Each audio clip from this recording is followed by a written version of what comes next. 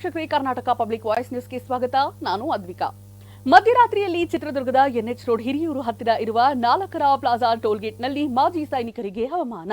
ದೇಶಕ್ಕಾಗಿ 28 ರಿಂದ 32 ವರ್ಷಗಳವರೆಗೆ ಸೇವೆ ಸಲ್ಲಿಸಿ ಬಂದಂತಹ ಮಾಜಿ ಸೈನಿಕರಿಗೆ ಹೊನ್ನಾಳಿ ತಾಲೂಕಿನ ವಾಸಪ್ಪರವರು ಬೆಂಗಳೂರಿಗೆ ಕಾರ್ಯನಿಮಿತ್ತ ಹೋಗುವಾಗ ಟೋಲ್ನ ಸಿಬ್ಬಂದಿ ದರ್ಪ ಮೆರೆದಿದ್ದಾರೆ. ಗುರುತಿನ ಚೀಟಿಯನ್ನ ತೋರಿಸಿದ್ರು 15 ರಿಂದ 25 ನಿಮಿಷಗಳ ಕಾಲ ಕಾರ್ ತಡೆದು ನಿಲ್ಲಿಸಿ ಬಿಡದೆ ತೊಂದರೆ ಕೊಟ್ಟಿದ್ದಾರೆ. ಮಧ್ಯರಾತ್ರಿಯಲ್ಲಿ ಚಿತ್ರದುರ್ಗದ ಎನ್ಎಚ್ 4ರಲ್ಲಿ ಹಿರಿಯೂರು ಹತ್ತಿರ ಇರುವ ಪ್ಲಾಜಾ ಟೋಲ್ಗೇಟ್ನಲ್ಲಿ ಮಾಜಿ ಸೈನಿಕರಿಗೆ ಅವಮಾನ ಮಾಡಿದಂತಹ ಘಟನೆ ನಡೆದಿದೆ. ದೇಶಕ್ಕಾಗಿ 17 ರಿಂದ 28 ರಿಂದ 32 ವರ್ಷಗಳ ಕಾಲ ಸೇವೆಯನ್ನು ಸಲ್ಲಿಸಿ ಬಂದಂತಹ ಮಾಜಿ ಸೈನಿಕ ಹೊನ್ನಾಳಿ ತಾಲೂಕಿನ ವಾಸಪ್ಪನವರು ಬೆಂಗಳೂರಿಗೆ ಕಾರ್ಯನಿಮಿತ್ತ ಹೋಗುವ ಸಂದರ್ಭದಲ್ಲಿ ಟೋಲ್ಗೇಟ್ ಸಿಬ್ಬಂದಿ ದರ್ಪವನ್ನು ಮೆರೆದಿದ್ದಾರೆ. ಗುರುತಿನ ಚೀಟಿಯನ್ನು ತೋರಿಸಿದರೂ ಸಹ 15 ರಿಂದ 25 ನಿಮಿಷಗಳ ಕಾಲ ಕಾರನ್ನು ತಡೆದು ನಿಲ್ಲಿಸಿ ಅವರನ್ನು ಬಿಡದೆ ತೊಂದರೆಯನ್ನು ಕೊಟ್ಟಿದ್ದಾರೆ. ಇದು ಸೈನಿಕರಿಗೆ ಮಾಡಿದಂತಹ ಅವಮಾನ. ಟೋಲ್ ಗೇಟ್ನಲ್ಲಿ ಇರುವವರ ಗುರುತಿನ ಚೀಟಿಯನ್ನು ತೋರಿಸಿ ಎಂದರೂ ತೋರಿಸಲಿಲ್ಲ. ಅಲ್ಲಿ ಇರುವವರು ಕೆಲವರು ಕನ್ನಡವನ್ನು ಬಿಟ್ಟು ಬೇರೆ ಬೇರೆ ಭಾಷೆಯಲ್ಲಿ ಮಾತನಾಡುವವರೇ ಹೆಚ್ಚಾಗಿ ಇದ್ದರು. ಇನ್ನು ಸಂಬಂಧಪಟ್ಟಂತಹ ಫೋನ್ ನಂಬರನ್ನು ಕೇಳಿದರೆ ಅದನ್ನು ಕೂಡ ಕೊಡದೆ ಬಾಯಿಗೆ ಬಂದ ಹಾಗೆ ಮಾತನಾಡಿದ್ದಾರೆ.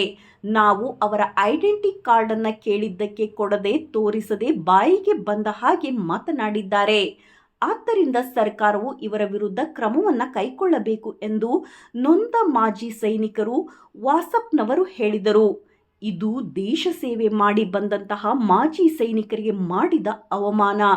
ದೇಶಕ್ಕೆ ಅನ್ನ ನೀಡುವ ರೈತ ಮತ್ತು ದೇಶ ಕಾಯುವ ಯೋಧರ ಬಗ್ಗೆ ಗೌರವ ಕೊಡುವುದನ್ನು ಮೊದಲು ಕಲಿಯಬೇಕಾಗಿದೆ.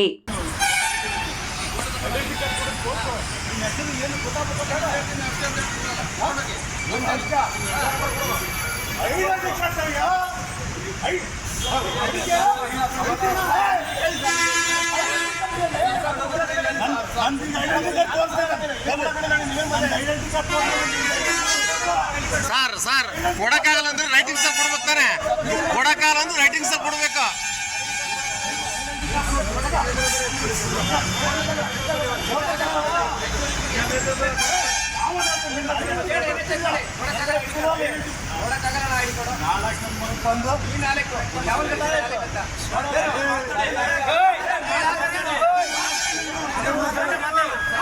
ನೆಟ್ಟು ಮಾತಾಡೋದಲ್ಲ. ಈಗ ತಡೆ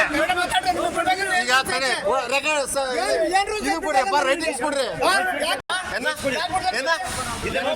ಯಾರು ಸಾ ಫೀಸ್ ಅಲ್ಲ ಕೊಡಕ್ ಬರುತ್ತಾರೆ. ರೈಟಿಂಗ್ಸ್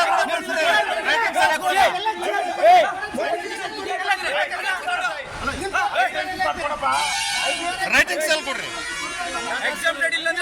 ಅವರು ಸ್ಟೇಟ್ ಆಗಿಂದ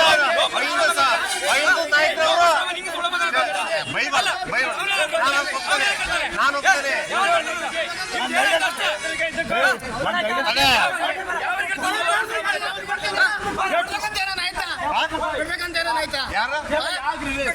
ಬಿಡ್ಬೇಕಂದ್ರೆ ಸರ್ಕಾರದ ಸರ್ಟಿಫಿಕೇಟ್ ಕೊಡುತ್ತೆ. ಸರ್ಕಾರದಿಂದ ಸರ್ಟಿಫಿಕೇಟ್ ಕೊಡುತ್ತೆ. ಈಗ ಮತ್ತೆ ನಾವ್ ಯಾರಿಗೆ ಕಂಪ್ಲೇಂಟ್ ಮಾಡ್ಬೇಕು? ಮತ್ತೆ ಬಿಡಲ್ಲ ಅಂದ್ಮೇಲೆ ಈಗ ಸರ್ ಬಿಡಲ್ಲ ಅಂದ್ಮೇಲೆ ನಾವ್ ಯಾರಿಗೆ ಕಂಪ್ಲೇಂಟ್ ಮಾಡ್ಬೇಕು? ವರದಿ ಪ್ರಭಾಕರ್ ಡಿಎಂ ಹೊನ್ನಾಳಿ. ಇದಾಗಿತ್ತು ಇವತ್ತಿನ ಕರ್ನಾಟಕ ಪಬ್ಲಿಕ್ ವಾಯ್ಸ್ ನ್ಯೂಸ್. ನಮಸ್ತೆ.